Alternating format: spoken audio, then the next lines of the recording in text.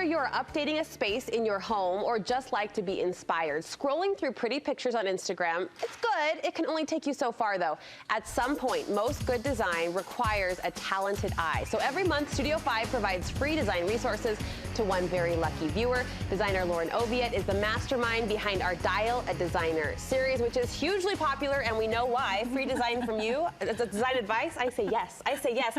Who are we helping today? So today we're helping Julie, and she has a home built in the 70s, which I actually sort of love. When we take a time capsule and go back in time like that, she has big sweeping windows and this really beautiful front room, but she just hasn't known how to decorate it. I think a lot of people can relate to this front room that kind of doubles as a formal sitting room in most cases. You're loving the light, obviously. What are some other things about this room that work for you? Well, it's pretty big. I mean, it doesn't look very big in pictures, but it's about 16 by 20 feet long. And so for me, I mean, instantly I had this idea. I'm excited to show it to Julie today, but it's a little unorthodox, like you said. But when it's a front room and a family room, you can kind of take those liberties and do something completely out of the norm. Yes, yes. Let's pull in Julie to this conversation. Julie is joining us via Skype. Miss Julie, are you there? Hi. There she is. Are we hearing her? Okay, we're not, but I think they are at home, so we'll just go with it. Julie, tell us what you hope to accomplish with your living room space. I really want this space to be somewhere where my kids can play. I have two boys, a 6-year-old and a 3-year-old, and where they can play, where we can have visitors, and where we can entertain everyone. Okay, all right, so kid-friendly is important, but also entertaining visitors. That kind of presents a back and forth challenge. I know, yeah. Like I said, the room's sort of long and narrow, so a couple things for Julie that really excited me were keeping the space light and bright and sort of maximizing that window that's on the front of the house. Beautiful. But she has some really cool architectural features in the room, and she has these big sweeping vaulted ceilings with beams up top, and so I thought, wouldn't it be so beautiful to add some more architectural detail by putting some either V-groove paneling or shiplap in between those beams and painting that white. Oh, that would be beautiful. So the ceiling itself becomes a focal point. We have a ceiling inspiration picture that will pop on the screen that kind of illustrates what you're describing. Is that an easy application for most rooms? I mean, that seems intimidating to add to the ceiling of all places. I mean, I think that in the scope of how difficult millwork is, I think it's pretty easy. Okay. But for Julie, I think it'd be beautiful because it draws the eye up. And so initially I thought, how can we add those architectural details to make the room more interesting without just adding so much stuff? And this is exactly how. That's gorgeous. All right, beautiful. Seating. What do you recommend for seating? Okay, so this is kind of the thing that really kind of excited me for this, but I would love for Julie to have a 4-chair grouping in her family room. No couch. So maybe no couch. I did put a sofa in her rendering, so we'll show you that. But one of my favorite things for conversation groupings is 4 chairs. So I've done it several times with several very brave clients, but you're ordering 4 of the same chair, which is kind of daunting. Look but look pretty. at this. It is welcoming, it's inviting, and for one of the clients that I did this for a couple years ago, she said, you've taken a room that we never used and turned it into my favorite space. She would go in there with her girlfriends with a drink and just sit and visit because it looks nice and tight, but that's exactly what you want for conversation, is to be able to sit in proximity to someone where you can really have a great chat. I feel like this is a good place to push pause and get Julie's reaction. Lauren did describe this as unorthodox, maybe saying goodbye to a couch and introducing those gorgeous overstuffed chairs. What do you think, Julie? What do you think? I think I actually like it. A lot of the designs I've looked at, even on Lauren's website and other websites, have that same grouping, and I think it'll be fun.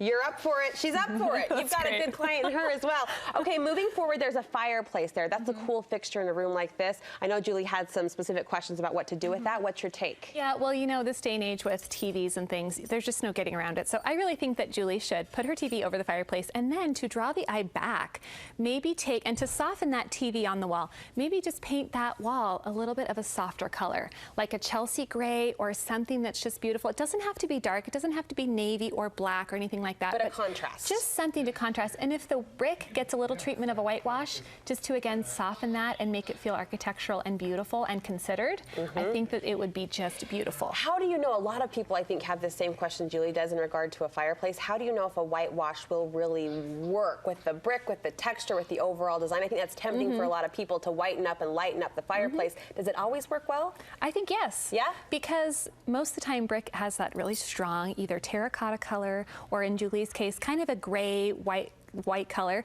But if she really wants to update it, I think the whitewash would be beautiful. Okay, the moment has arrived. Julie's been listening. We've been all ears, and now we get to see the design board that you curated just for her. Let's take a look, and Lauren, take us through it piece by piece. Okay, so it's a little bit complicated, but I'm giving Julie options for chairs. So I'm not saying one of each chair, oh my but gosh, it's beautiful. Pick a chair and stick with that. I think a really beautiful fixture dropped from the middle of the ceiling would be fabulous.